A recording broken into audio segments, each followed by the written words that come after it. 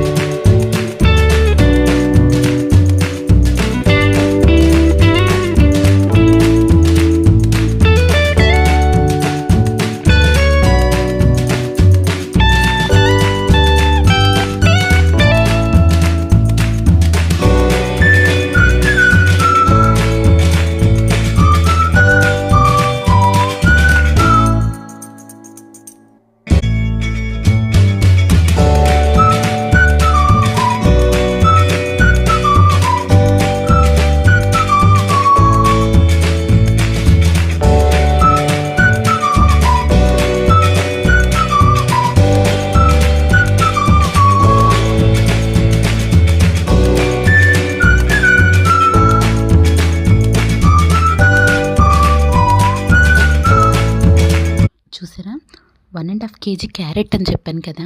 ఒక్క half litre పాలు add చేసుకోండి. కాగబెట్టి యాడ్ చేసుకోండి. పచ్చివైతే యాడ్ చేయొద్దు. అదంతా బాగా దగ్గరికి అయ్యేంత వరకు బాగా తిప్పుకోండి.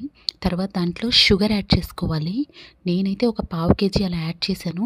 మీకు కావాలి అనుకుంటే కనుక మీ స్వీట్ లెవెల్స్ని ఒకసారి చెక్ చేసుకొని ఇంకొంచెం కావాలి అంటే స్వీట్ యాడ్ చేసుకోండి షుగరు.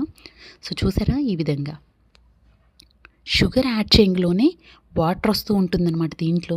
ఆ వాటర్ అంతా మంచిగా ఇంకిపోయేంత వరకు తిప్పుకుంటూ ఉండాలి. అస్సలు మాడకూడదు. రెసిపీ అంతా స్మెల్ డిఫరెంట్ అయిపోతుంది. అస్సలు మాడచొద్దు. దగ్గరుండి బాగా ఫ్రై చేసుకోండి. చూసారా ఎంత బాగా ఫ్రై చేసుకుంటే అంత బాగుంటుందన్నమాట రెసిపీ. ఈ విధంగా దగ్గరికి అయిపోవాలి బాగా. ఇప్పుడు ఇందులో నెయ్యి యాడ్ చేసుకుందాం. చెప్పాను కదా లాస్ట్లో ఇంకొంచెం నెయ్యి యాడ్ చేస్తామని.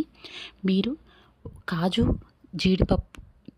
జీడిపప్పు, కిస్మిస్ ఫ్రై వేసుకుంటే ఓకే. లేదు అంటే ఇలాగనే యాడ్ చేసుకుంటాను. నేనైతే ఇలాగనే యాడ్ చేసుకుంటాను. మీరు ఎలా కావాలో అలా యాడ్ చేసుకోండి.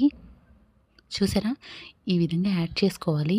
దీంట్లో నేనైతే ఇలాచీ కూడా దంచి వేసుకున్నాను. క్లిప్ మిస్ అయింది. మీరు యాడ్ చేసుకోండి ఇలాచీ కూడా. దానివల్ల ఫ్లేవర్ బాగుంటుందన్నమాట ఇలాచీ వల్ల.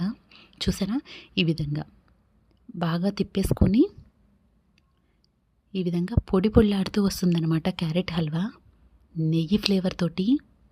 చూసారా? ఇప్పుడు ఒక సీక్రెట్ ఇంగ్రీడియంట్ యాడ్ చేస్తారు పెళ్ళిళ్ళల్లో, క్యాటరింగ్‌లలో, ఫంక్షన్‌లో. అదొచ్చేసి కోవా అనమాట. కోవా యాడ్ చేస్తూ ఉంటారు. మీకు స్వీట్ షాప్‌లో దొరుకుతుంది. ఎక్కడ వెళ్లి అడిగినా మీకు కోవా కుకింగ్ కోసం కావాలంటే ఇస్తారు. లేదు అనుకుంటే దొరకట్లేదు అనుకుంటే గనక ఒక హాఫ్ కేజీ హాఫ్ లీటర్ పాలు తీసుకొని దాన్ని బాగా దగ్గరగా అయ్యేంత వరకు మరిగించుకోండి. ఈ విధంగా ముద్దలాగా వస్తుందనమాట. దాన్ని యాడ్ చేసుకోండి. షుగర్ అయితే ఎయలేదు ఇందులో.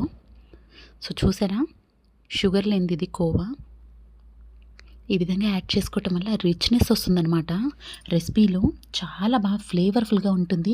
రెస్టారెంట్‌లో ఎక్కడైనా కొంచెమే ఎంత కాస్ట్ ఉంటుందంటే అంత కాస్ట్ ఉంటుంది. తప్పకుండా ట్రై చేయండి. ఒక్క 5 మినిట్స్ పాటు దీన్ని తిప్పుకుంటా ఉండాలి. మొత్తం అంతా రెసిపీలో మెల్ట్ అయిపోతుందనమాట కోవా. ఎంత బాగా టేస్ట్ ఉంటుందంటే దానివల్ల సూపర్ వస్తుంది. అందుకే అంత టేస్ట్ ఉంటుందనమాట ఫంక్షన్స్‌లో. చూసారా? పొడి పొడిలాడుతూ ఎంత బావుందో. మీకు కనుక నచ్చినట్లయితే సబ్స్క్రైబ్ చేసుకోవటం మాత్రం మర్చిపోవద్దు. చూసారా? బాయ్.